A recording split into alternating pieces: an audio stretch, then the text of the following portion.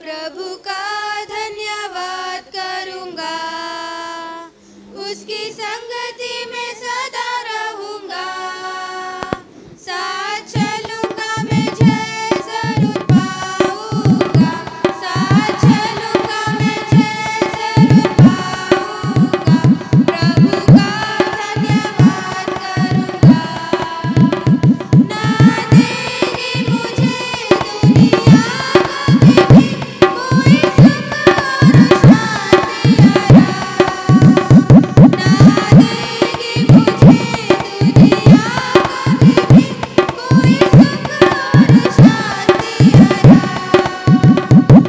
मेरे यीशु के साथ अन्य संगति में, मेरे यीशु के साथ अन्य संगति में सदा मिलती खुशी मुझको, प्रभु का धन्यवाद करूंगा, उसकी संगति में सदा रहूंगा, साथ चलूंगा मैं जय जरूर पाऊंगा, साथ चलूंगा मैं जय जरूर पाऊंगा, प्रभु का धन्यवाद करूंगा। मेरी जिंदगी की हर परेशानी में खुल जाता है आशा का द्वार, मेरी जिंदगी की हर परेशानी में खुल जाता है आशा का द्वार। कभी ना डरूंगा, कभी ना हटूंगा, कभी ना डरूंगा, कभी ना हटूंगा, चाहे जान भी देनी पड़े, प्रभु का धन्यवाद करूंगा, उसकी संगति में सदा रहूंगा, साथ चलूंगा मैं जय जरूर पाऊंगा, साथ चलूंगा मैं जय जरूर पाऊंगा, प्रभु का धन्यवाद करूंगा। कितना अच्छा है वो, कितना धन्य है वो, यीशु ही मेरे जीवन का साथी। कितना अच्छा है वो, कितना धन्य है वो, यीशु ही मेरे जीवन का साथी। मेरी ज़रूरतों को पूरी करता है वो, मेरी ज़रूरतों को पूरी करता है वो, कोई घटी नहीं मुझको, प्रभु का धन्यवाद करूंगा, उसकी संगति में सदा रहूंगा, साथ चलूंगा मैं जय जरूर पाऊंगा, साथ चलूंगा मैं जय जरूर पाऊंगा, प्रभु का धन्यवाद करूंगा। मेरी आयु के दिन पग पग में सदा तेरी सेवा को पूरी करूंगी, मेरी आयु के दिन पग पग में सदा तेरी सेवा को पूरी करूंगी। एक भक्ति समान चलती रहूंगी, एक भक्ति समान चलती रहूंगी, तेरी महिमा मेरी कामना, प्रभु का धन्यवाद करूंगा, उसकी संगति में सदा रहूंगा, साथ चलूंगा मैं जय जरूर पाऊंगा, साथ चलूंगा मैं जय जरूर पाऊंगा, प्रभु का धन्यवाद करूंगा। Thank you.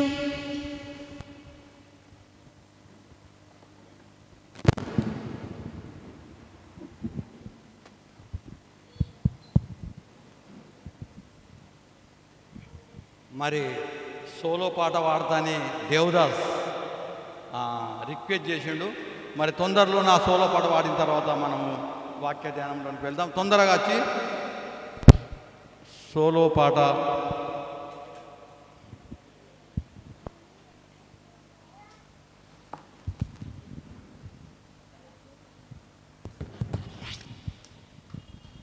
Hello hello hello hello మీ అందరికీ మా హృదయపూర్వక వందనాలు. చూపించలేని ఇలలో నన్ను వీడిపోని ఎంతటి ప్రేమనిది ఇంతగా కోరుకుంది మరువను యేసయ్యా. ఎవరు చూపించలేని ఇలలో నన్ను వీడిపోని ఎంతటి ప్రేమనిది ఇంతగా కోరుకుంది మరువను యేసయ్యా. నీ కదే నన్నే తాకగా నామదే నిన్నే చేరగా నా గురే నీవైయుండగా నీ ధరే నే చేరానుగా. ఎవరు చూపించలేని ఇలలో నన్ను వీడిపోని ఎంతటి ప్రేమనిది ఇంతగా కోరుకుంది మరువను యేసయ్యా. తీరాలే దూరమాయే కాలాలే మారిపోయే ఎదురైన ఎండమావే కన్నీటి కానుకాయే నా గుండె లోతులోనా నేనలిగిపోతూ ఉన్నా ఏ దారి కానరాక నీ కొరకు వేచి ఉన్నా. ఎడబాటు లేని గమనాన నిన్ను చేరుకున్న సమయాన నన్ను ఆదరించే ఘన ప్రేమ అపురూపమైన తొలి ప్రేమ ఏకమై తోడుగా ఊపిరే నీవుగా ఎవ్వరూ లేరుగా యేసయ్యా నీవేగా. ఎవరు చూపించలేని ఇలలో నన్ను వీడిపోని ఎంతటి ప్రేమనిది ఇంతగా కోరుకుంది మరువను యేసయ్యా.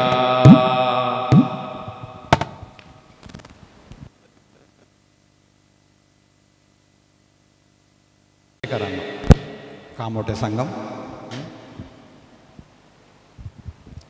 దయచేసి మీరు అందరూ నన్ను క్షమించాలి. మీకంటే ముందు రావాలని మేము బయలుదేరినాం. 5:15కే బయలుదేరినాం, కానీ మోటార్ మ్యాన్ స్ట్రైక్ మూలంగా మాటుంగా దాదర్ మధ్యన మేము గంట పావు ఇరుక్కపోయినాం. మన డేవిడ్ అనేనేమో నన్ను తొందర పెడుతున్నాడు. సరే, anyhow we reach. Praise the lord. ప్రార్థన. కృపా కనికరం కలిగిన దేవ, పరిశుద్ధుడైనటువంటి ప్రభువా, నీ ప్రియ కుమారుడు మా ఘనరక్షకుడు ప్రభు అయిన యేసుక్రీస్తు యొక్క దివ్యమైన ఘనమైన అన్ని నామముల కంటే పైనామము కలిగిన ప్రభు అయిన యేసుక్రీస్తు యొక్క నామమును బట్టి నేను ఎంతగానో స్తుతిస్తూ నేను ఘనపరిచి నేను హెచ్చిస్తూ ఉంటూ ఉన్నాం. ప్రభువా, నీ యొక్క సంకల్పమును బట్టి ప్రభువా మమ్మల్ని ప్రేమించి నీ ప్రియబిడ్డలుగా మమ్మల్ని స్వీకరించి మా కొరకు కల్వరిశిలలో ప్రాణం పెట్టి మరణం పొంది పాతి పెట్టబడి మూడవ దిన మృతిని జయించి తిరిగి లేచినటువంటి మృత్యుంజయునైనటువంటి దేవుడవైన మా దేవా, సజీవుడైనటువంటి మా ప్రభువా, మరోసారి నీ నామానికి వందనములు, స్తోత్రములు, నమస్కారములు చెల్లించి నేను గణపరుస్తుంటున్నాం. ఈ విధంగా నీ బిడ్డలమైనటువంటి మేము నీ పాద చెంత కూర్చొని నీ వాక్కులు వినే భాగ్యం ప్రభు అయినటువంటి యేసుక్రీస్తునందు మీరు మాకు దయచేసిన ఈ గొప్ప భాగ్యమును బట్టి నేను స్తుతిస్తున్నాం. ప్రార్థించినటువంటి విధముగా ప్రకటించబడిన రీతిగా ప్రభువా 5, 6, 7 తారీఖులలో చెంబూరులో నిన్నటి రోజున మా ప్రభువా నీ దాసుని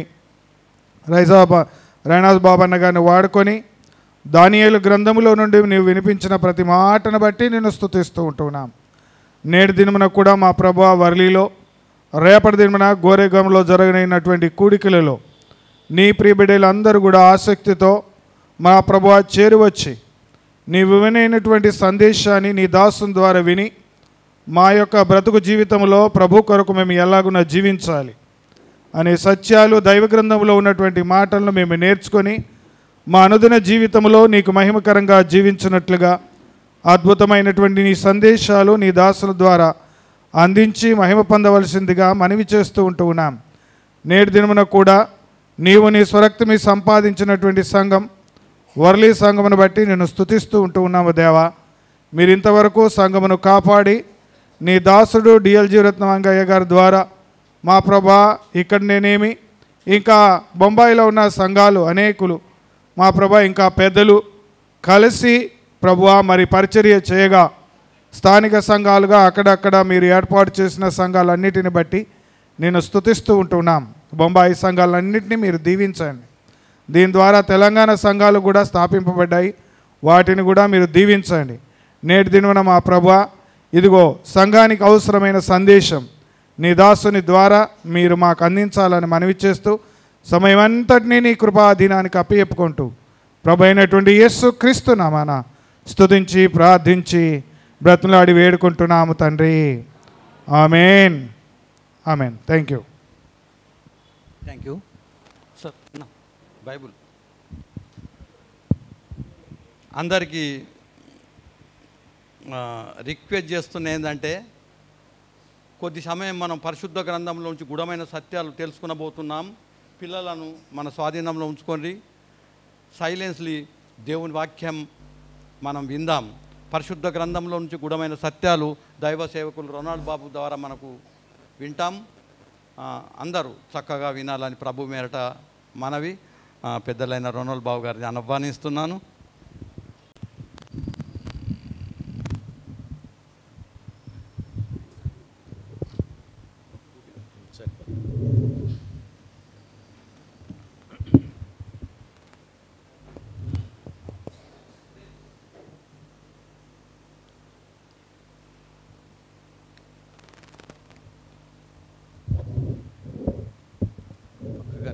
సైడ్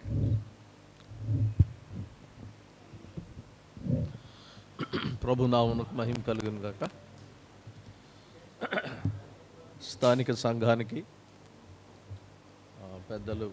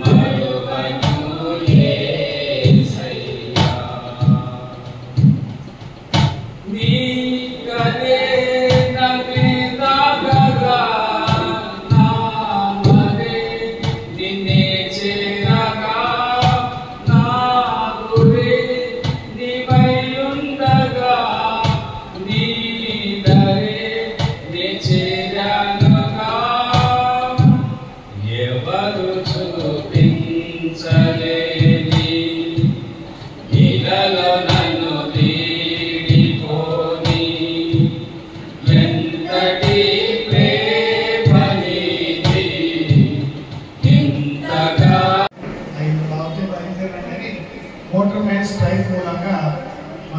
బ్రాదర్ మధ్యలో మేము గంట పవర్ ఇవ్వలేము మన దేవుడు అనేమో నన్ను తొందర పెడుతున్నాడు. సరే ఎనీ రీచ్ ప్రార్థన. కృపా కనికరం కలిగిన దేవ, పరిశుద్ధుడైనటువంటి ప్రభువా, నీ ప్రియ కుమారుడు మా గణరక్షకుడు ప్రభు అయిన యేసుక్రీస్తు యొక్క దివ్యమైన ఘనమైన అనే నామముల కంటే పైనామములైన ప్రభు అయిన యేసుక్రీస్తు యొక్క నామమును బట్టి నేను ఎంతగానో స్తుతిస్తూ నేను ఘనపరిచి నేను హెచ్చిస్తూ ఉంటున్నాను. 2వ అధ్యాయం దానియేలు గ్రంథము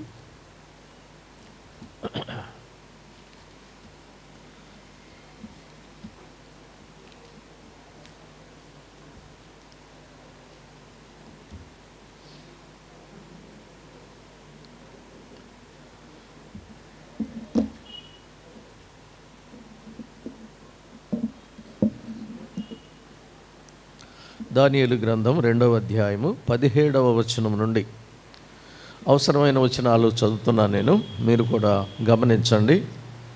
అప్పుడు దానియేలు తన ఇంటికి పోయి తన స్నేహితులైన హనన్యాకును మిషాయేలుకును అజర్యాకును సంగతి తెలియచేసి తానును తన స్నేహితులను బబులోనులో తక్కిన జ్ఞానులతో కూడా నశింపకుండునట్లు ఆ కల యొక్క మర్మము విషయంలో పరలోకమందున్న దేవుని వలన కటాక్షము పొందు నిమిత్తమై ఆయనను వేడుకొనుడని వారిని హెచ్చరించెను. అంతటా రాత్రి యందు దర్శనము చేత ఆ మర్మము దానియేలునకు బయలుపరచబడెను గనుక దానియేలు పరలోకమందున్న దేవుని స్తుతించెను. ఎట్లనగా, దేవుడు జ్ఞానబలములు కలవాడు, యుగములన్నిటను దేవుని నామము స్తుతి నొందునుగాక.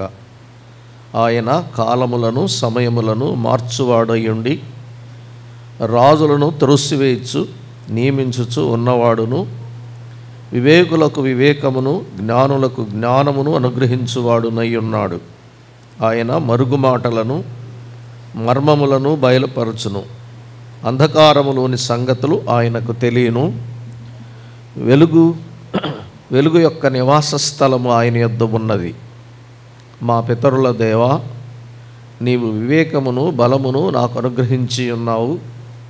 మేము అడిగిన ఈ సంగతి ఇప్పుడు నాకు తెలియచేసి ఉన్నావు గనుక నేను నిన్ను స్తుతించుచు ఘనపరచుచున్నాను. ఎలయనగా రాజు యొక్క సంగతి నీవే మాకు తెలియచేసితివని దానియేలు మరలా చెప్పెను. 27వ వచనము. దానియేలు రాజు సముఖములో ఇలాగూ ప్రత్యుత్తరం ఇచ్చెను.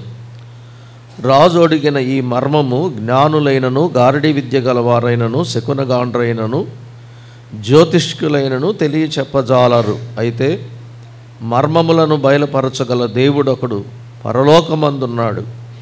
అంత్యదినములయందు కలుగబోవు దానిని ఆయన రాజుకు నెబుకద్నెజరునకు తెలియచేసెను.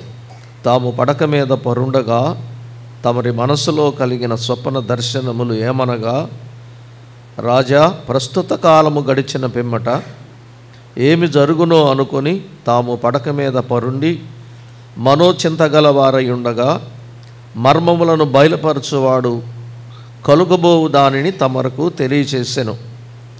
ఇతరుల మనుషుల కంటే నాకు విశేష జ్ఞానము ఉండుట వలన ఈ మర్మము నాకు బయలుపరచబడలేదు. రాజునకు దాని భావమును తెలియచేయు నిమిత్తము తమరు మనసు యొక్క ఆలోచనలు తాము తెలుసుకుని నిమిత్తము అది బయలుపరచబడెను. ప్రభు సహాయం కొరకై ప్రార్థన చేద్దాం. కృపామయుడా, మరొకసారి మీ కృపా సింహాసనం వద్దకు వస్తున్నాము. చదవబడిన మీ లేఖనము మేము గ్రహించాలంటే మీ ద్వారా, మీ ఆత్మ ద్వారా మాత్రమే మేము గ్రహించగలం. ప్రభువా, జ్ఞానమై ఉన్న మీరు మీ వాక్యమును మేము గ్రహించుటకు, మీకు ఇష్టమైన ప్రజలుగా ఈ లోకములో బ్రతుకుటకు మమ్మను దర్శించి బలపరచుమని మా రక్షకుడును విమోచకుడునైన క్రీస్తు యేసు అమూల్యమైన నామమున స్తోత్రం చేస్తూ ప్రార్థన చేస్తున్నాము తండ్రి. ఆమేన్.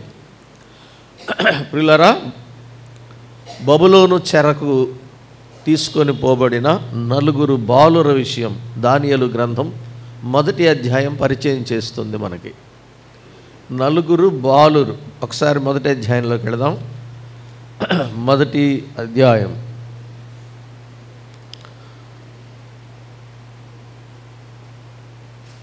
3వ వచనము 4వ వచనం చదువుదాం.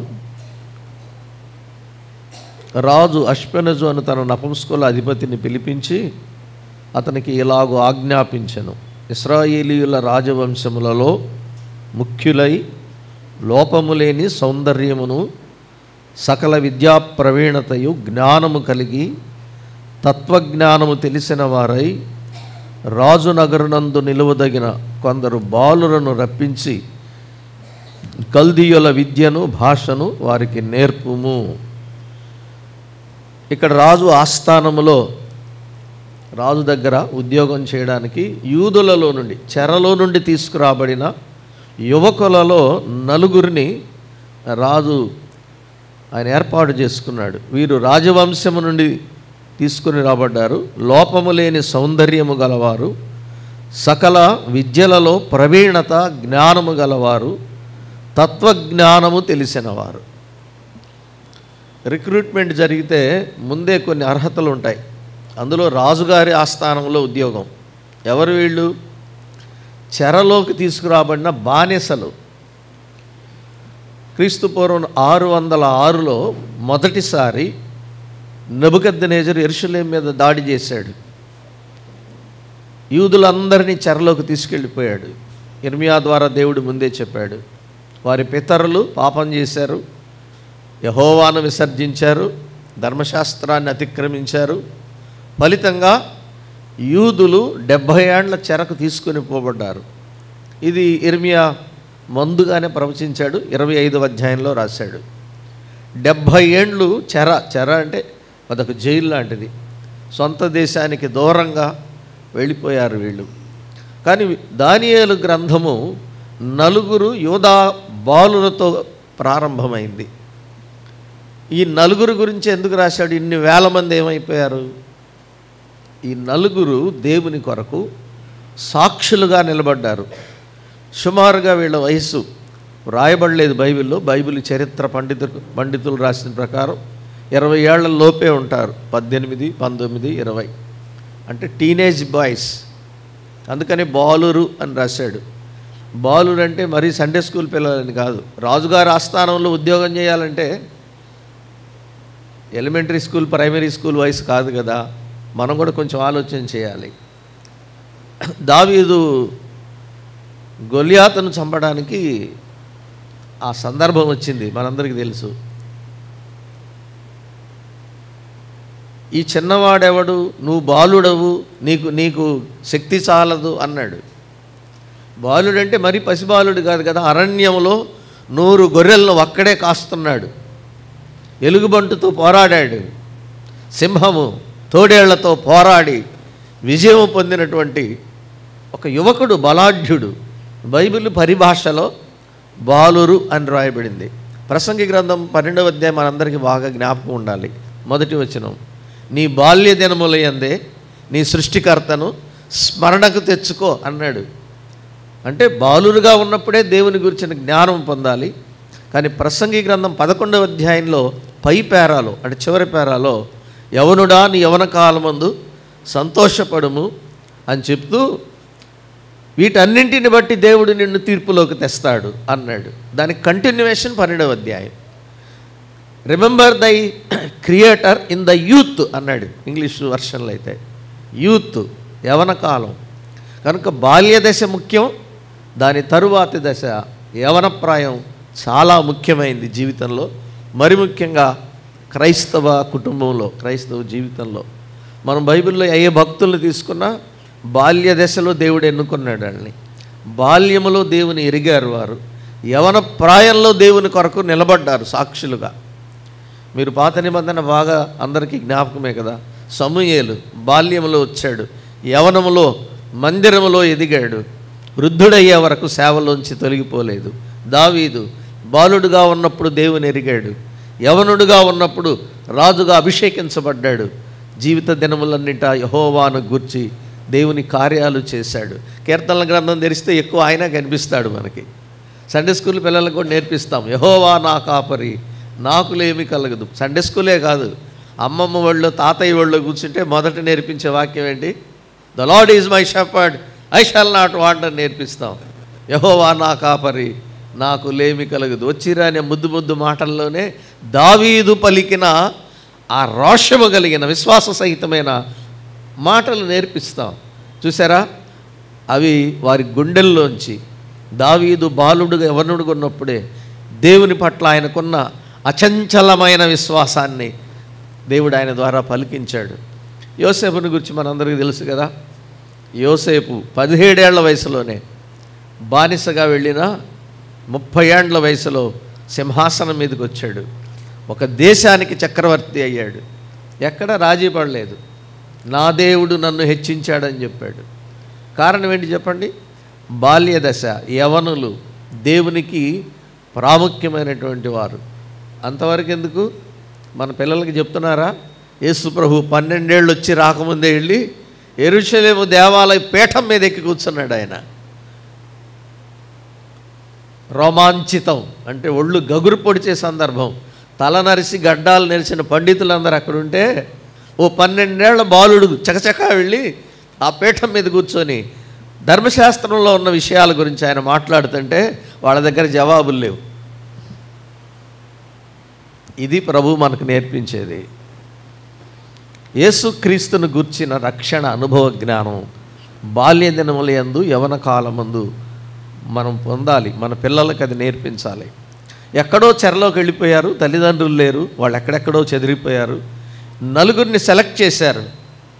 వీళ్ళల్లో మొట్టమొదటిది దైవభక్తి. మనం మొదటి అధ్యాయంలో చూస్తాం. పవిత్రత, పరిశుద్ధతను కాపాడుకోవడానికి వారు ఒక పరీక్షకు వాళ్ళని వాళ్ళే గురి చేసుకున్నారు. 10 రోజులు టెస్ట్ పాస్ అయ్యారు. అందులో రిక్రూట్మెంట్లో 70 ఏండ్లు అదే నిష్ఠ అంటాం కదా, అదే నిష్ఠలో బ్రతికారు. ఇప్పుడు జ్ఞానం విషయంలో ఒక పరీక్ష వచ్చింది. జ్ఞానం అంటే తెలివితేటలు. ప్రపంచంలో అన్ని ఉద్యోగాలకి పరీక్షలు ఉంటాయి. స్క్రీనింగ్ టెస్ట్, రిటర్న్ టెస్టులు, వైవా, ఇంటర్వ్యూలు, ఆన్లైన్ టెస్టులు ఇవన్నీ ఉన్నాయి కదా. ఇప్పుడు ఈ నలుగురికి కూడా జ్ఞానం విషయంలో ఒక పరీక్ష వచ్చింది.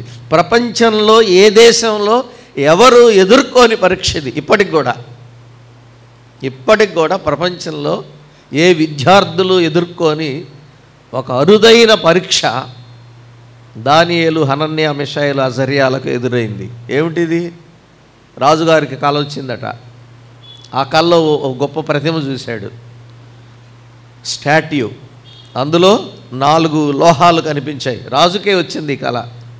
శిరస్సు బంగారం, రొమ్ములు ఉదరము, వెండి, ఉదరము ఇత్తడి, తొడలు, పాదములు, కాళ్ళు 4 వేరు లోహాలు చూపించాడు. బంగారము, ఇత్తడి,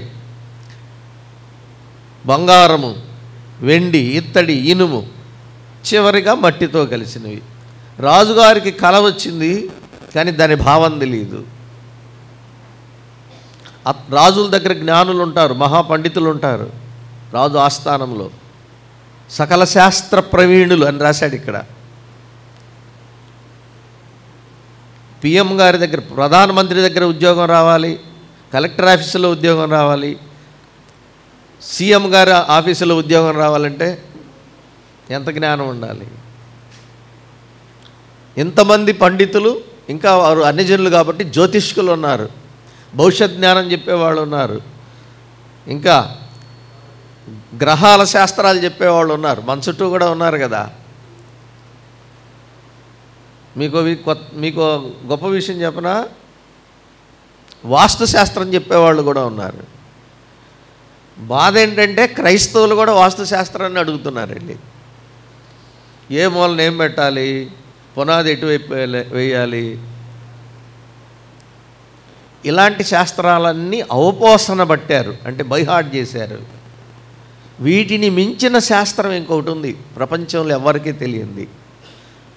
అది దైవ జ్ఞానం, దేవుని జ్ఞానం. బైబిల్ నేర్పించేది ఏంటంటే దేవునిని గూర్చిన జ్ఞానం. ఈ లోక శాస్త్రాలన్నీ నేర్చుకున్న తర్వాత అసలు నువ్వెవరో, నిన్ను పుట్టించిన దేవుడు ఎవరో, ఈ లోకం విడిచిన తర్వాత నీ ఆత్మ ఏమవుతుందో, నువ్వు ఎక్కడికి వెళ్తున్నావో ఇది తెలియకుండా మనుషుడు ఎంత జ్ఞానం సంపాదించినా ఈ లోక జ్ఞానం వ్యర్థం. దేవునిని గూర్చిన జ్ఞానం బైబిల్ ఒక్కటే నేర్పిస్తుంది. బైబిల్లో దేవుడు తనను తాను ప్రత్యక్షపరుచుకున్నాడు, బయలుపరుచుకున్నాడు, తెలియజేసుకున్నాడు. దేవుణ్ణి ఎవ్వరూ వెతికి పట్టుకోలేదు. శాస్త్రవేత్తల గురించి చెప్తాం, ఫలానా ఆయన ఫలానాది కనిపెట్టాడు అంటారు. కొలంబస్ అమెరికాకు మార్గం కనిపెట్టాడు అంటారు. రాకెట్ కనిపెట్టారు, సెల్ ఫోన్ కనిపెట్టారు, ఇవన్నీ ఏవేవో చెప్తారు. దేవుణ్ణి ఎవరు కనిపెట్టారు చెప్పరే? దేవుణ్ణి ఎవరు కనుగొనలేరు. ఆయనే ప్రత్యక్షపరచుకున్నాడు. దీన్ని ఏమంటారంటే రివలేషన్ ఆఫ్ గాడ్ అంటాం. దేవుని ప్రత్యక్షత. దేవుడు తనను తాను బయలుపరుచుకున్నాడు కాబట్టి మనం తెలుసుకున్నాం. పాత నిబంధన కాలంలో ప్రజలు విశ్వాసము ద్వారా దేవుణ్ణి ఎరిగారు. క్రొత్త నిబంధన కాలంలో ఆయన్ను చూసాం మనం, శరీరధారిగా మన మధ్యకు వచ్చాడు.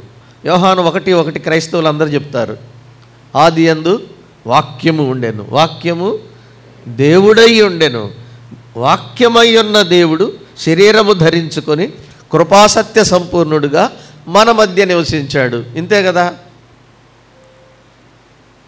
కానీ చెప్పడానికి సులభంగా ఉంది, కానీ మనుషులకి ఇది నమ్మడానికి సాధ్యంగా లేదు.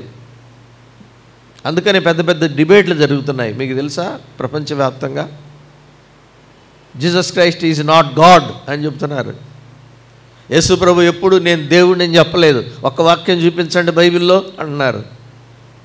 నిజమే, మరి ఆయన నేను దేవుడిని అని ఎప్పుడు చెప్పలేదే, దేవుని కుమారుడిని అనే చెప్పాడు. కానీ బైబిల్ ఏం చెప్తుంది తెలుసా, ఆయనే మర్మమై ఉన్న దేవుడు అని చెప్తుంది. వాక్యమే మర్మం. వాక్యములో క్రీస్తు దైవత్వాన్ని చూస్తాం మనం. ఇక్కడ ఒక మర్మము ఏమిటి, కళ, ఈ దర్శనం ఏంటి, ఇన్ని లోహాలు ఉన్నాయేంటి ఒకే విగ్రహంలో, ఎవరు చెప్పలేకపోయారు అక్కడున్న జ్యోతిష్కులు, పండితులు. అందుకని ఒక ఆజ్ఞ వచ్చింది. ఏంటో తెలుసా, బబులోను దేశంలో జ్ఞానులు అనే వాళ్ళు ఎవరు బ్రతికొనడానికి వీలు లేదని ఒక మరణశాసనం వెలువడింది. ఎంత వెర్రితనం! రాజుకు కల వస్తే ఆ కళ మళ్ళీ ఈయనకు రావాలి, ఆ కళ భావం చెప్పాలి.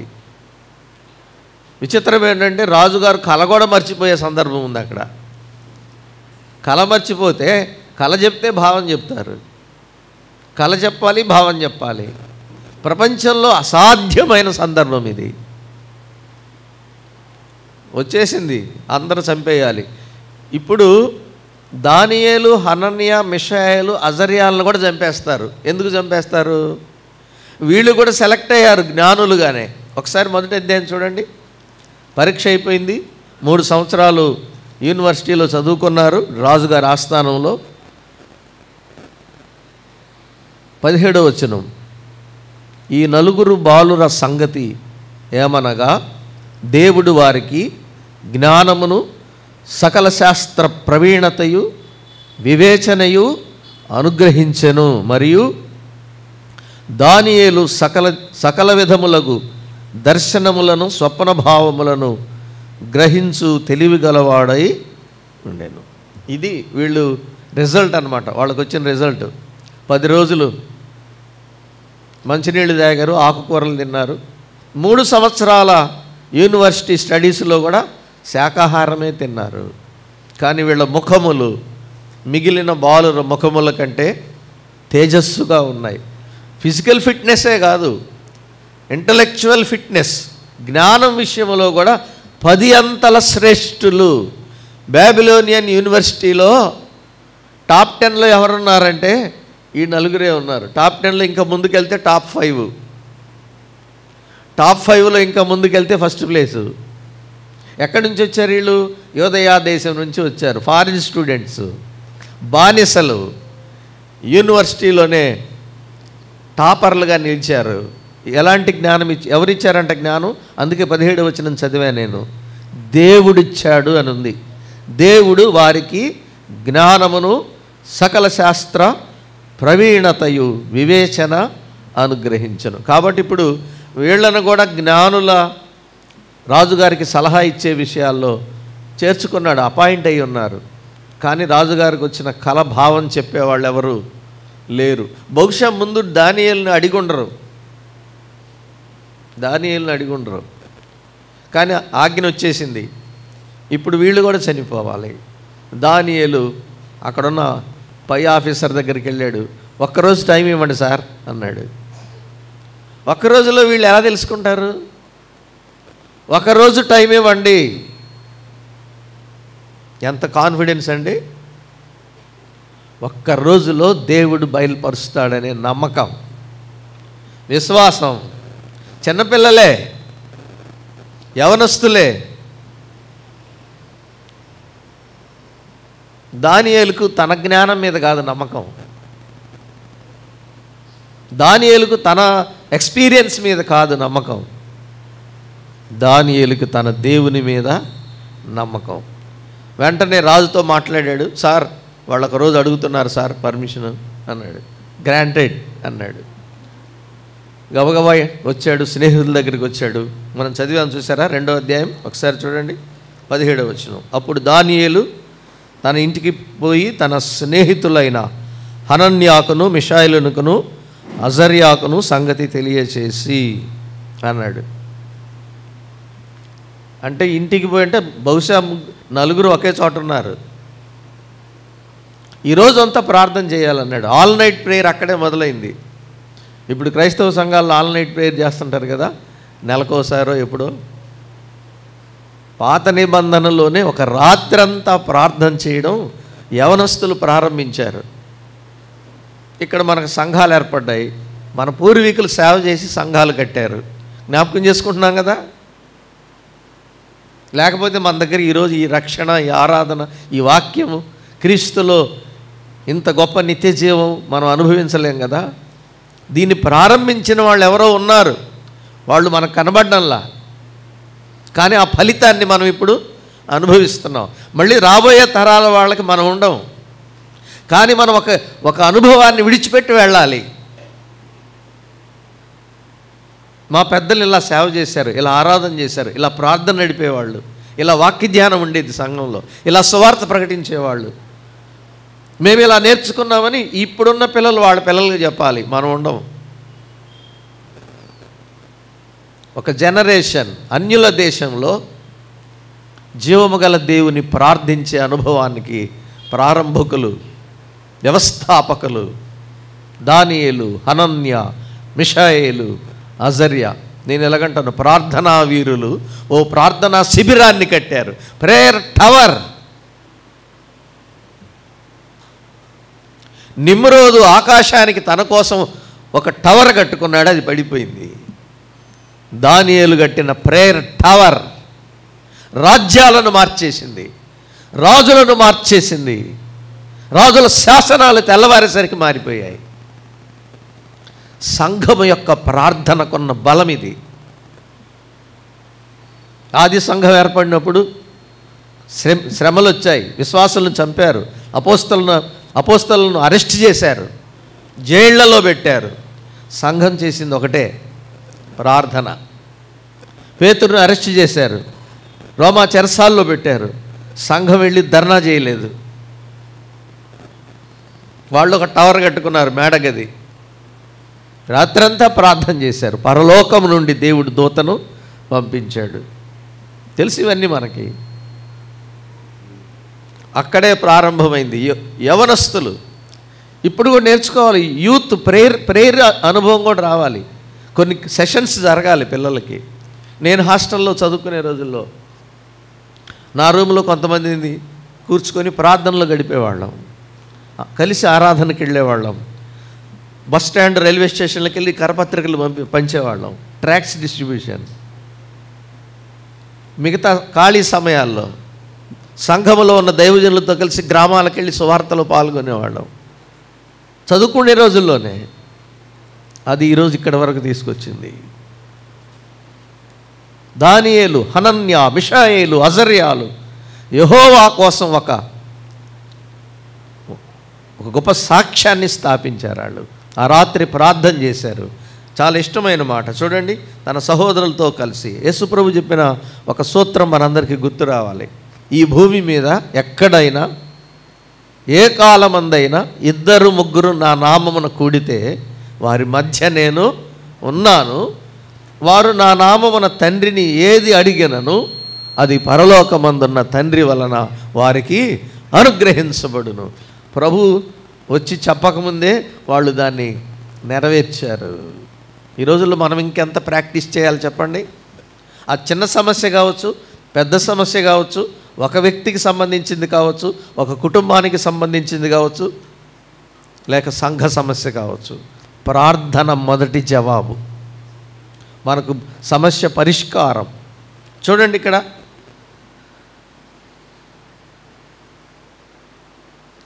9వ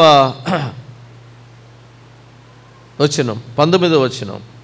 అంతట రాత్రి యందు దర్శనము చేత ఆ మర్మము దానియేలునకు బయల్పరచబడెను గనుక దానియేలు పరలోకమందున్న దేవుని స్తుతించెను. ఇప్పుడు థ్యాంక్స్ గివింగ్ ప్రార్థన చేశారు. తెల్లవారుజాము కల్లా దేవుడు ఆ కలను దాని భావాన్ని కూడా చెప్పాడు. ఇంక లేచి స్తుతించడం మొదలుపెట్టారు. స్తుతించడం మొదటి అనుభవమే ఉండాలి. ప్రార్థన అంటే మాకు అది లేదు ప్రభువా, ఇది లేదు ప్రభువా, మమ్మల్ని కాపాడు ప్రభువా, మాకు అది ఇవ్వు ప్రభువా. జనరల్గా ఇదే అలవాటు మనకి. కానీ ప్రార్థన అంటే ప్రైజింగ్. చూడండి ఏమి నేర్చుకున్నారు వీళ్ళు. స్తుతించడం మొదలుపెట్టారు. దేవునికి కృతజ్ఞతాస్తుతి, థ్యాంక్స్ గివింగ్. కొత్త నిబంధన నేర్పించేది ఇదే.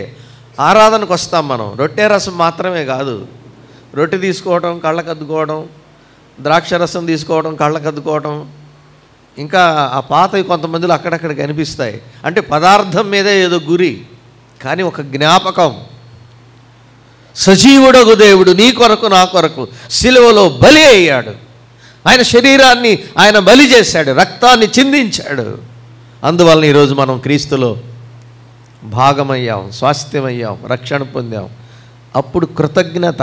ఆరాధన అంటే కృతజ్ఞత చెల్లించడానికి రావాలి. ప్రతి విశ్వాసి కృతజ్ఞతాస్తుతులు చెల్లించాలి. బ్రెడ్ బ్రేకింగ్ అంటే ప్రభు ఇచ్చినటువంటి ఒక జ్ఞాపకం. అది do this in remembrance of me అన్నాడు. నన్ను జ్ఞాపకం చేసుకోవడానికి, నేను వచ్చు వరకు నా మరణమును ప్రచురించుటకు దీనినే చేయుడి. ప్రభు అయిన యేసు తాను అప్పగింపబడిన రాత్రి ఒక రొట్టె ఎత్తుకొని కృతజ్ఞతాస్తుతులు చెల్లించెను అన్నాడు. కొరింథీ మొదటి పత్రిక 11వ అధ్యాయంలో 23వ వచనం నుంచి 31 వరకు మీరు చదువుకోండి. ఆరాధన సమయంలో కృతజ్ఞతాస్తుతి చెల్లించాలి. అంతేగాని అక్కడ పదార్థాలు కాదు ముఖ్యం. దానియేలు స్నేహితులు దేవునిని ఆరాధించారు. ప్రార్థన, ఆరాధన ఇది క్రైస్తవ అనుభవం అయి ఉండాలి. ఎక్కువసేపు స్తుతించాలి దేవుణ్ణి. కొన్నిసార్లు ఒక ఆయన ఇలాగ చెప్పాడు, దైవజనుడు, నువ్వు దేవునిని నీకు చేతనైనంత ఎక్కువగా స్తుతించు, నీకు అవసరమైంది అడగటం మానేసినా మర్చిపోయినా పర్వాలేదు అన్నాడు. అరే రే పలానా విషయం ప్రార్థన చేయలేదే అని కొన్నిసార్లు ఫీల్ అవుతాం మనం. ఆయనకి తెలీదా? నన్ను స్తుతించడంలో పడిపోయి వీడు తనకు అవసరమైంది అడగడమే మర్చిపోయాడు వీడని అడగకుండానే ఇచ్చే దేవుడు. ఎఫ్సీ పత్రిక 3వ అధ్యాయంలో రాశాడు పౌలు గారు, మనము అడుగు ఊహించు వాటన్నిటికంటే ఆయన అత్యధికముగా అనుగ్రహించువాడు, మహదైశ్వర్యము అనే మాట ఉపయోగించాడు. ఆయన అడగకుండానే ఇచ్చే దేవుడండి. మత్తయి సువార్త 6వ అధ్యాయంలో ప్రభు నేర్పించాడు శిష్యులకి, ఏమి తిందుమో, ఏమి తాగుదుమో, ఏమి ధరించుకుంటామో మీరు చింతపడక్కర్లేదన్నాడు. మీరు అడుగక మునిపే మీకు అవసరమైనవేవో మీ పరలోకపు తండ్రికి తెలియను. దానియేలు తన స్నేహితులు ఇప్పుడు వాళ్ళ అవసరాలు ఏం అడగలేదు ఈ ప్రార్థనలో. ప్రభువా ఈ ఆజ్ఞను తొలగించేసేయి, ఈ చట్టం రద్దు చేసేయి కదా, ఈ రాజునే తొలగించేసేయి. ఎవడు చెబుతాడు ఇట్లాంటివన్నీ? ఆ అగ్నిగుండం దగ్గరికి వెళ్ళేటప్పుడు కూడా ప్రభువా ఈ అగ్నిగుండం ఆర్పేసేయి, లేకపోతే ఈ రాజును తీసేసేయి, ఈ చట్టాన్ని రద్దు చేయని ప్రార్థన చేయాల. ఈ ఉన్న పరిస్థితుల్లో మేము నీ నామం మహింపరచడానికి నీ కార్యం నువ్వు చెయ్యి అన్నారు. అగ్నిగుండం ఆరిపోయేయమని ప్రార్థన చేశారా? రాజుగారి చట్టం రద్దు చేయమని ప్రార్థన చేశారా? రాజుగారిని తొలగించమని ప్రార్థన చేశారా? ఇది ఒక ట్రూ క్రిస్టియన్ ప్రేయర్. ఇది మనం ఏ పరిస్థితుల్లో ఉండాలో ఆయన ఉంచుతాడు, ఏ పరిపాలనలో ఉండాలో ఆయన ఉంచుతాడు, ఎవరి పరిపాలన కింద మనం ఆయన బిడ్డలుగా ఉండాలో ఆయన ఉంచుతాడు. 70 ఏండ్లు ఉన్నారండి అన్యజనుల పరిపాలనలో, కానీ తమ దేవుని విషయంలో వాళ్ళు ఎక్కడా బలహీనపడలేదు, ప్రార్థన చేశారు. ఇక్కడ చూడండి ఒక అద్భుతమైన మాట 19 చదివాం. ఆ రాత్రి యందు దర్శనము చేత ఆ మర్మము దానియేలునకు బయలుపరచబడెను గనుక దానియేలు పరలోకమందున్న దేవుని స్తుతించెను. ఎట్లనగా దేవుడు జ్ఞానము బలము గలవాడు. బాగా వినండి ఈ మాటలు. కొన్నిసార్లు ప్రార్థన చేస్తుంటాం కానీ మనం ఇలాంటి పదాలు ఉపయోగించాం ప్రార్థనలో, ఆరాధనలో, స్తుతించడంలో. దేవుడు ఏమై ఉన్నాడో మనం పలకాలి. చూడండి, దేవుడు జ్ఞాన బలములు గలవాడు, యుగములన్నింటను దేవుని నామము స్తుతింపబడును గాక. ప్రార్థన చేస్తున్నప్పుడు ఆ ప్రార్థన దేవుని స్తుతించాలి, ఘనపరచాలి, గౌరవించాలి. ఆయన జ్ఞానము గలవాడు, బలము గలవాడు, సర్వశక్తిమంతుడు, సర్వాధికారి. నిర్గమకాండం 15వ అధ్యాయం ఒకసారి చూడండి. ఇశ్రాయేలీయులు ఐగుప్తు దేశం నుంచి విడుదల పొంది అరణ్య భూమిలోకి, ఎడారిలోకి అడుగుపెట్టారు. ఎర్ర సముద్రం దాటారు. ఆ రోజే తెల్లవారింది ఉదయాన్నే. అప్పుడు మోషే అప్పటికప్పుడే ఒక కీర్తన పాడాడు, కీర్తన రాశాడు. మొదటి వచనం, అప్పుడు మోషేయు ఇశ్రాయేలీయులు యెహోవాను గూర్చిన ఈ కీర్తన పాడిరి. యెహోవాను గూర్చి గానము చేసేదను, ఆయన మిగులు అతిశయించి జయించెను. మన కీర్తన పుస్తకంలో కూడా ఉంది. ఎంతమంది జ్ఞాపకం ఉంది ఈ పాట? యెహోవాను గానము చేసేదము ఏకముగా. మన పెద్దలు బాగా పాడారు ఈ పాటలో. మధ్య మధ్యలో పాడుతుండండి సంఘంలో కూడా, ఈ తరం వారు నేర్చుకుంటారు. ఇక్కడే ఒక మాట ఉంది, 11వ వచనం చూడండి ఈ అధ్యాయంలో. యెహోవా వేల్పులలో నీ వంటి వాడెవడు, పరిశుద్ధతను బట్టి నీవు మహనీయుడవు, స్తుతి కీర్తనను బట్టి పూజ్యనీయుడవు, అద్భుతములు చేయువాడవు, నీ వంటి వాడెవడు. చూసారా? ప్రార్థన చేస్తున్నప్పుడు, స్తుతిస్తున్నప్పుడు, ఆరాధిస్తున్నప్పుడు ఆయన గొప్పతనాన్ని వర్ణించాలి, ఆయన మహిమను వర్ణించాలి, ఆయన దైవత్వాన్ని వర్ణించాలి, ఆయన ప్రభావమును వర్ణించాలి. అది స్తుతించడం అంటే. అడోరేషన్, వర్షిప్, కీర్తించడం, సన్నుతించడం, కొనియాడడం, ఘనపరచడం.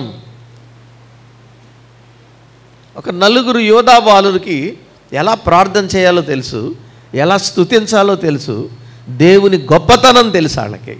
చూడండి ఇక్కడ మనం చదివిన దానియేలు గ్రంథం 2వ అధ్యాయంలో, దేవుడు జ్ఞాన బలములు కలవాడు, యుగములన్నిటను. గమనించారన్నమాట.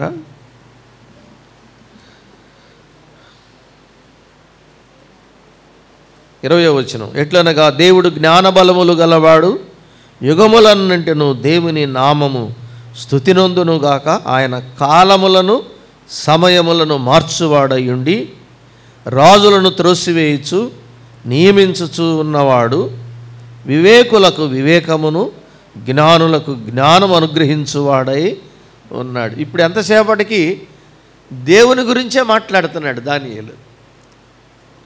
రాజులను మారుస్తాడు, యుగములన్నింటను ఆయన మార్పు లేనివాడు, జ్ఞానులకు జ్ఞానమిస్తురైనను జ్యోతిష్కులైనను తెలియజెప్పజాలరు.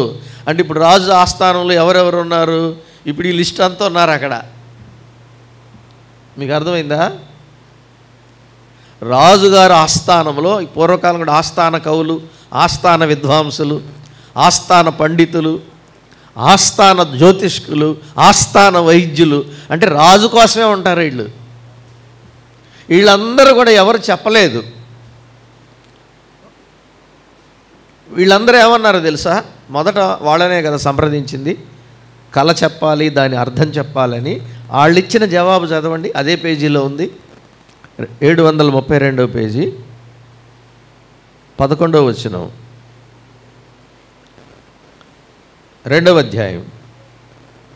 రాజు విచారించిన సంగతి బహు అసాధారణమైనది. ఇప్పుడు అక్కడ పార్లమెంట్లో ఉన్న వాళ్ళందరూ చెప్పే రిప్లై ఇది. మీరు గమనించారా? రాజు అడిగిన సంగతి, విచారించిన సంగతి బహు అసాధారణం. ఇది ఎవడు చెప్పలేడు భూమి మీద. ఇప్పుడు మళ్ళీ చదవండి. దేవతలు కాక మరి ఎవరును ఈ సంగతి తెలియజెప్పజాలరు. దేవతల నివాసములు శరీరుల మధ్య ఉండవు కదా. ఈ వచనం మీకు అర్థమైంది కదా. ఇప్పుడు అక్కడ ఉన్న వాళ్ళు చెప్తున్నది ఏంటంటే దేవతల వంటి వాళ్ళే చెప్పగలరు. మరి దేవతలు ఎవరు మన దగ్గర లేరు కదా. అంటే ఇప్పటి వరకు వీళ్ళు దేవతలను పూజిస్తున్నారుగా. బబులోన్లో దేవతలనే కదా పూజిస్తారు. మరి పూజించిన దేవతలు లేరని చెప్తున్నారండి వీళ్ళు. అంటే మేము చెప్పిన దేవుళ్ళు దేవతలు ఎవరు, నిజమైన వాళ్ళు లేరు, వాళ్ళు నిజ దేవతలు కాదు. ఎలాంటి మర్మము చెప్పాలంటే నిజమైన దేవుడు కావాలని పరోక్షంగా వాళ్ళు ఒప్పుకున్నారు. మన మధ్య శరీరుల మధ్య దేవతలు నివసించరు అంటే మన మధ్య దేవుళ్ళు లేరని చెప్పేశారు వాళ్ళు పరోక్షంగా. ఇప్పటివరకు నమ్మించారు దేవుణ్ణి. ఆ దేవుడి పేరు మీద, ఈ దేవత పేరు మీద రాజుగారిని నమ్మించారు వీళ్ళు. ఇప్పుడు వాళ్ళ దగ్గరికి పరీక్ష వచ్చింది. ఇప్పుడు ఏమంటున్నారు? మా దగ్గర దేవుళ్ళు లేరు, దేవతలు లేరు, ఇవన్నీ చెప్పాలంటే దైవాత్మ గలవారు మాత్రమే చెప్పగలరని ఒప్పించాక దేవుడు ఇప్పుడు దానియేలు, హనన్యా, మిషాయేలుని తీసుకొచ్చాడు రంగంలోకి. అది 2వ పేరా. ఇప్పుడు చూడండి దానియేలు ఏం చెప్పాడో. 21వ వచనంలో ఏమన్నాడు? రాజు అడిగిన ఈ మర్మము జ్ఞానులైనను, గారడి విద్య గలవారైనను, శకునగాండ్రైనను, జ్యోతిష్కులైనను తెలియచెప్పజాలరు. వీళ్ళు కూడా చెప్పేశారు, రాజా ఇది జ్యోతిష్కులు చెప్పేది కాదు, భవిష్యత్ జ్ఞానం. అంటే ఏంది? ఈ మధ్య కొంతమంది చెబుతున్నారు ఫలానా ఆయన చెప్పాడు అట్లా జరుగుతుంది ఇప్పుడు అంటున్నారు. మరి ఆ చెప్పిన ఆయన బతికి ఉండాలి కదా. చాలా జాగ్రత్తగా వినాలి మనం. చెప్పజాలరు. ఇప్పుడు మీరు అందరూ మనసు పెట్టాల్సింది 28వ వచనం మీద. 28వ వచనం చూడండి. అయితే చదవండి మీరు కూడా. మర్మములను బయలుపరచగల దేవుడొకడు పరలోకమందున్నాడు. ఇక్కడ మీరు ఆగాలి. వాళ్ళందరూ కలిసి ఏం చెప్పారు? మన మధ్య దేవతలు లేరయ్యా అన్నారు. ఈ మర్మములు చెప్పగల దేవత దేవుడు ఒక్కరైనా మనకు లేరు అని వాళ్ళు ఒప్పుకున్నాక దేవుడు ఏం పలికించాడు దానియేలు ద్వారా? ఒక ఆయన ఉన్నాడు, పరలోకమందున్నాడు. ఉన్నాడు ఆయన, ఉన్న దేవుడు, లేని దేవుడు కాదు. ఉన్నవాడు, ఆయన పేరే ఉన్నవాడు. యెహోవా అంటే అర్థం ఏంటి చెప్పండి? ఉన్నవాడు. I am that I am. ఉన్నాడు ఒక ఆయన. లేని దేవతలను వీళ్ళు చెప్పారు, ఉన్న దేవుణ్ణి దానియేలు చూపించాడు. మర్మములను బయలుపరచు దేవుడు ఒకడు పరలోకమందు ఉన్నాడు. అంచెదినముల యందు కలగబోవు దానిని ఆయన రాజుకు నెబుకద్నెజరునకు తెలియచేశాను. ఇప్పుడు వచ్చాడు సబ్జెక్ట్లోకి. రాజా, మీరు పడక మీద పడుకొని మీ దినముల తర్వాత ఏం జరుగుతుందో అని మీరు విచారిస్తున్నారు కదా అన్నాడు. 29వ వచనం చూడండి. అదే కంటిన్యూషన్ చదువుదాం. ఆయన రాజుకు నెబుకద్నెజరునకు తెలియచేసెను, తాము పడక మీద పరుండగా తమరి మనసులో కలిగిన స్వప్న దర్శనములు ఏమనగా, అబద్ధపు మెస్సయ్యాను నమ్మి మోసపోయే రోజులు రాబోతున్నాయి. అది దేవుడు ముందుగా మీకు బయలుపరిచాడు. మీరు పడక మీద పడుకొని మీ కాలం అయిపోయిన తర్వాత ఈ రాజ్యం ఏమవుతుందో అని మీరు దిగులు పడుతున్నారు కదా. వాస్తవంగా రాజులు ఏం ఆలోచిస్తారో తెలుసా? వృద్ధాప్యం వచ్చే ముందు లేక వారు కాలంలో ఉండగానే నా తర్వాత ఎవరు వస్తారు సింహాసనానికి, ఈ రాజ్యం చిరకాలం ఉండాలి, ఈ రాజ్యం వేరే వాళ్ళ చేతుల్లోకి వెళ్ళకూడదు, నా కుమారులు కుమారులు కుమారులు మా వంశమే పరిపాలించాలని ఆలోచన చేస్తారు వాళ్ళు. అలాగ ఆలోచన చేస్తున్నప్పుడు మీరు చేస్తున్న ఆలోచనకు దేవుడు భవిష్యత్తును మీకు బయలుపరిచాడు. అదే ఈ కలభావం అని ఇప్పుడు వివరించాడు. మీరు తర్వాత చదువుకోండి, మీకు అర్థమవుతుంది. మీకంటే మీరు చనిపోయిన తర్వాత మీకంటే బలహీనమైన మరొక రాజ్యం వస్తుంది అన్నాడు. అప్పటికింకా రాలేదు ఆ రాజ్యం. ఆ తర్వాత దానికంటే బలహీనమైన వేరొక రాజ్యం వస్తుంది, అది కూడా పడిపోతుంది. దానికంటే బలహీనమైన రాజ్యం, ఇక్కడ బలహీనమైన రాజ్యాలే వస్తాయి కానీ బలమైన రాజ్యాలు కాదు. అది వరుస. బంగారం విలువైందా, వెండి విలువైందా? బంగారమే. దానికంటే తక్కువ విలువ వెండికి, వెండి కంటే తక్కువ విలువ ఇత్తడికి, ఇత్తడి కంటే తక్కువ విలువ ఇనుముకి. ఇంకా మట్టి సంగతి చెప్పాల్సిన అవసరం లేదు. మట్టికి విలువ లేదని కాదు, మట్టి కూడా కొనాల్సిందే. ఏమండి? మరి అంటే ఎంతో కొంత విలువ ఉంది, కానీ అతకనిది అని అర్థం. దేనితోనూ అతకదు మట్టి, దేనితోనూ అతకదు. వెండి ఇనుము వెండి అతకని, ఒకరితో ఒకరికి పొసగని కాలం. ఇప్పుడు మనం అదే కాలంలో ఉన్నాం. దానియేలుకు బయలుపరిచిన మర్మం, బబులోనుకు చూపించిన ప్రపంచ రాజ్యాల భవిష్యత్తును ఒక్క కలలో చూపించాడు దేవుడు. ఒక్క దర్శనంలో ప్రపంచ భవిష్యత్తు అంతా చూపించేశాడు. అప్పటికి శిరస్సు ప్రభుత్వమే జరుగుతుంది. శిరస్సు ప్రభుత్వం అంటే బబులోను సామ్రాజ్యమే, బంగారపు సామ్రాజ్యం.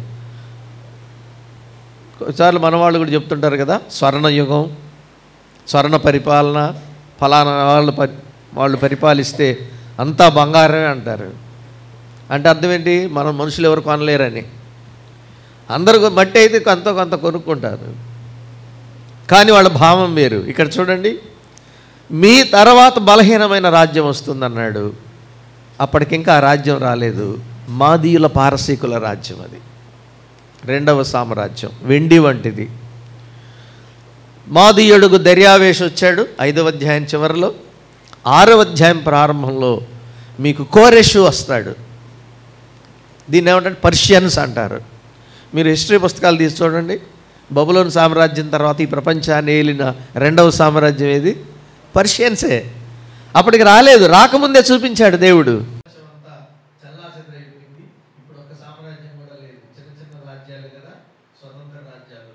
అందుకే పొసగడం వల్ల ఒకరితో ఒకరికి పొసగదు. ప్రభు ఏం చెప్పాడు? జనం మీదికి జనము, రాజ్యం మీదికి రాజ్యము దండెత్తుతారు అన్నాడు. ఈరోజు మీరు ఏమంటున్నారు? యుద్ధ వార్తలు వినడం లేదా? అంచె దినములలో జరగబోతున్నవి. 11వ అధ్యాయంలో యుద్ధం ఉంటుంది. దానియేలు గ్రంథం 11వ అధ్యాయంలో యుద్ధాలు వివరించబడతాయి. అవి చివరి యుద్ధం. క్రీస్తు విరోధి ప్రపంచ రాజ్యాలన్నీ ఏకమై యూదుల మీద యుద్ధం చేస్తారు. యెరూషలేము నాశనం చేయడానికి వస్తారు. అప్పుడు మనం వస్తాం భూమి మీదకి. మనం ఎట్లా వస్తామండి? మనం ఇంకా భూమి మీదే ఉన్నాము, కానీ మీరు అడగాలి. మనం ముందు వెళ్ళిపోతాం. మనం ఇవన్నీ జరగక ముందే మనం క్రీస్తు వస్తాడు, సంఘాన్ని తీసుకువెళ్తాడు. ఇక్కడ చెప్పిన విషయం ఏంటంటే, దానియేలు మర్మము, ఇదంతా మర్మము అన్నాడు. నీకు అర్థమవుతుంది ఈ పదం? మిస్టరీ. బైబిల్ గ్రంథంలో ఉన్నవి ఏంటంటే మర్మములు. అందుకే చాలా మందికి అర్థం కాక దీన్ని రకరకాలుగా విమర్శ చేస్తున్నారు. మీరు ఒక మాట చెప్తాను. ఇక్కడ చూడండి, మరుగయ్యున్న మర్మములను మనం చదివాము. 22వ వచనం చూడండి. ఆయన మరుగు మాటలను మర్మములను బయలుపరచును, అంధకారములోని సంగతులు ఆయనకు తెలియను.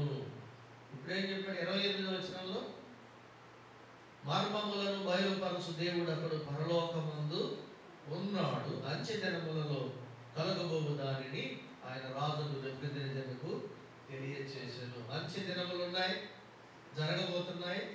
ఈ రాజ్యాలన్నీ వెళ్ళిపోతాయి. ఒక ఆయన వస్తాడు. మీకు ఒక్క మాట చెప్తాను, ఇవన్నీ చదవక్కర్లేదు. 35వ వచనం చదవండి, లేక 34. మరియు చేతి సహాయము లేక తీయబడిన ఒక రాయి ఇనుమును మట్టిని కలిసిన ఆ ప్రతిమ యొక్క పాదముల మీద పడి దాని పాదములను తుత్తినీయులుగా విరగొట్టినట్టు తమకు కనబడెను కదా అన్నాడు. మళ్ళీ చదవండి 35. అంతటా ఇనుము, మట్టి, ఇత్తడి, వెండి, బంగారం ఏకముగా నచ్చబడి కళ్ళములోని చెత్తవలే కాగా వాటికి స్థలము ఎచ్చట దొరకకుండా గాలి వాటిని కొట్టుకొని పోయెను. ప్రతిమను విరుగొట్టిన ఆ రాయి సర్వభూతలమంతా మహాపర్వతము ఆయను. 44 వచనం చూడండి. ఆ రాజుల కాలములలో పరలోకమందున్న దేవుడు ఒక రాజ్యం స్థాపించును, దానికి ఎన్నటికీ నాశనము కలగదు. ఆ రాజ్యము దానిని పొందిన వారికి గాక మరి ఎవరికి చెందదు. అది దాని ముందు చెప్పిన రాజ్యములన్నిటినీ మొదలుగొట్టి నిర్మూలము చేయను కానీ అది యుగముల వరకు చెప్పేశాడు. అంతా భవిష్యత్ బైబిల్ మాత్రం చెప్పేశాడు. నన్ను అడిగితే ఆ చిన్న రాయి దేవుడు పరలోకమందున్న దేవుడు ఒక రాజ్యం స్థాపిస్తాడు, దానికి అంతం లేదు, అది యుగయుగములు ఉంటుంది, అది పొందిన వారికే తప్ప మరి ఎవరికి చెందదు. ఈ మాట అర్థమైంది మీకు? అది పొందిన వారే ఉంటారు రాజ్యంలో. యెహోవాను నమ్మిన పాత నిబంధన భక్తులు, క్రీస్తును నమ్మిన క్రొత్త నిబంధన క్రైస్తవులు, క్రైస్తవ విశ్వాసులు. నేను ఒక ప్రశ్న అడగచ్చా? ఎంతమంది ఉన్నారు ఆ రాజ్యంలో? ఇప్పుడు ప్రభు వస్తే ప్రభు రాజ్యంలోనికి వెళ్ళి ప్రభు దగ్గరికి వెళ్ళి మరలా వచ్చి 7 సంవత్సరాల తర్వాత 1000 ఏళ్ల పరిపాలన. ఇప్పుడు చెప్పింది ఆ చిన్నరాయి వలన మహాపర్వతం అంటే 1000 ఏళ్ల పరిపాలన. 1000 ఏళ్ల పరిపాలన గురించి కూడా దానియేలుకు బయలుపరచబడింది. ప్రపంచ రాజ్యాలు రాకముందే ఆ రాజ్యాలన్నింటినీ దేవుడు దానియేలు ద్వారా బయలుపరచాడు. ఇది మర్మం అన్నాడు. ఇప్పుడు మనం కొత్త నిబంధన కూడా మర్మమే. చాలా మందికి కొత్త నిబంధన కూడా అర్థం కావట్లేదు. యేసు ప్రభువును కూడా అర్థం చేసుకోలేకపోతున్నారు. కొలస్సై పత్రిక 2వ అధ్యాయం రండి. కొలస్సై పత్రిక 2వ అధ్యాయం.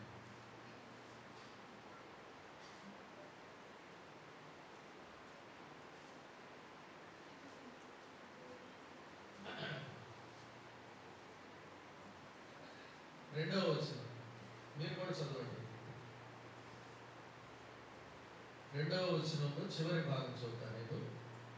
వారు ప్రేమయందు అతుకుబడి సంపూర్ణ గ్రహింపు యొక్క సకలైశ్వర్యం కలిగిన వారై దేవుని మర్మమై ఉన్న క్రీస్తును స్పష్టముగా తెలుసుకున్న వారై తమ హృదయములలో ఆదరణ పొందవలనని వారందరి కొరకు వారు ఆడుచున్నారు. విశ్వాసుల కొరకు కొన్ని సంఘాల పేర్లు చెప్పాడు పైన. లౌదకియ, మరికొన్ని సంఘాలు. వీళ్ళందరూ ఏం తెలుసుకోవాలంటే మర్మమై ఉన్న క్రీస్తు, దేవుని మర్మమై ఉన్న క్రీస్తును స్పష్టంగా తెలుసుకోవాలి అన్నాడు. దేవుని మర్మం అంటే ఏంటి?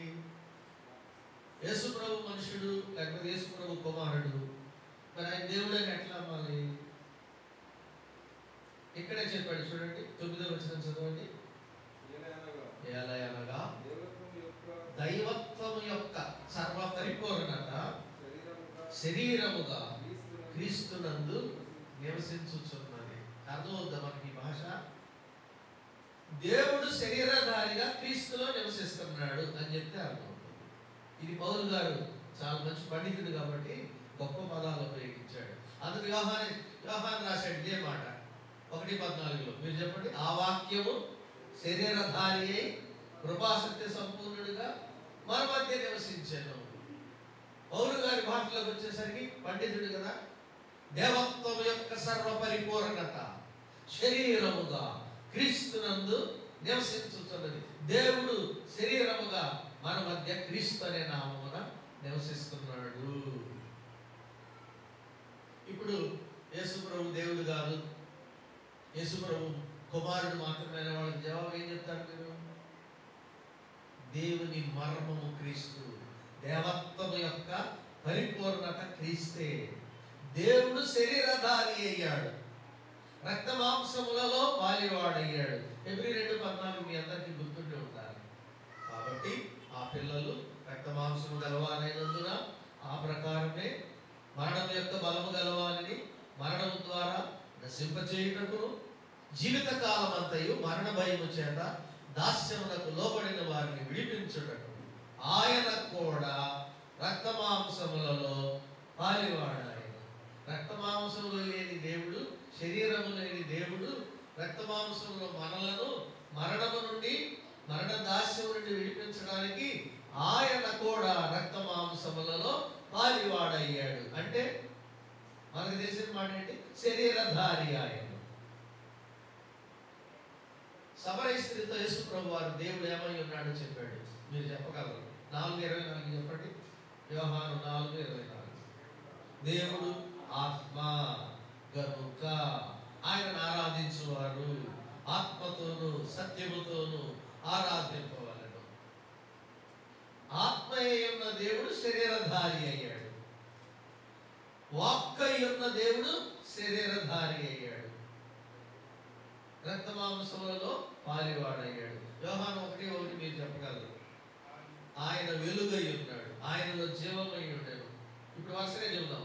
ఆత్మయ్య ఉన్నాడు దేవుడు, వాక్కై ఉన్నాడు, వెలుగై ఉన్నాడు, జీవమై ఉన్నాడు. మనం చెప్పుకుని ఈ పదాలకు వేటికి శరీరం లేదు. ఆత్మకు, వాక్యముకు, జీవమునకు, వెలుగునకు శరీరం ఉందా? మరి శరీరధారి అయి వస్తేనే రక్తం చిందించగలడు. రక్తం చిందిస్తేనే పాప పరిహారం. ఇప్పుడు ప్రపంచాన్ని ఎక్కువగా కన్ఫ్యూజ్ చేస్తుంది ఇదే మర్మం. దేవుని మర్మము క్రీస్తు అని పౌలు గారు చాలా స్పష్టంగా చెప్పాడు.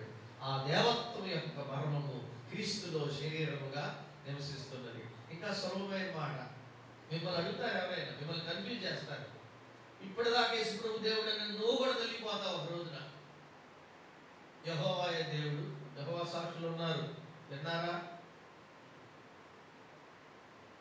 అలాంటి వాళ్ళు చెప్పే ప్రమాదం. రోమాపత్రిక 9:5 చదవండి మీ బైబిల్లో. రోమాపత్రిక 9:5 శరీరమును బట్టి క్రీస్తు వీరిలో పుట్టెను,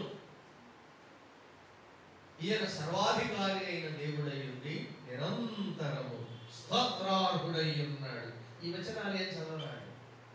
యేసు ప్రభు దేవుడు గారంటే సరిపడదు. క్రీస్తే మర్మం, దేవుని మర్మం క్రీస్తు. పౌలుకు బయలుపరచబడింది, దానియేలుకు భవిష్యత్ బయలుపరిచిన దేవుడు.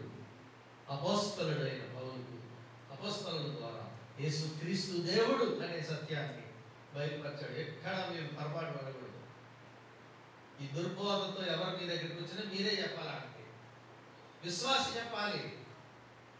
క్రీస్తు ఆయన సర్వాధికారి అయిన దేవుడు, ఆయన ఆత్మ అయిన దేవుడు, వాక్ అయిన దేవుడు. ఒక ఇంటర్నేషనల్ డిబేట్ లో ఒక సహోదరి చెప్పింది, వాక్కు దేవుడు వాక్ అయి ఉన్నాడు, వాక్కు శరీరధారి అయ్యాడు. ఇంతకంటే నీకు అర్థం కాకపోతే నీ డిబేట్ వేస్ట్ అన్నాడు. పండితులతో చెప్పేసింది. మీరు కూడా చూడండి, తెలుసుకోవాలి. అందరూ ఊహించినట్లు కాదు. ఆయన మర్మము, క్రీస్తు మర్మము. కన్యక గర్భవతి మర్మం కాదా? పురుషుడితో సంబంధం లేకుండా ఒక కన్యక గర్భం ధరించడం మర్మం కాదా? మరణించిన వ్యక్తి మూడవ జన్మను మరణం జయించి తిరిగి లేవడం ప్రపంచానికి మర్మం కాదా? నమ్మాలి. ఈ మర్మమే నిజం. ఈ నిజములు నమ్మని వారికి మర్మము, నమ్మిన వారికి సత్యం. పౌలు గారు ఏమన్నాడు?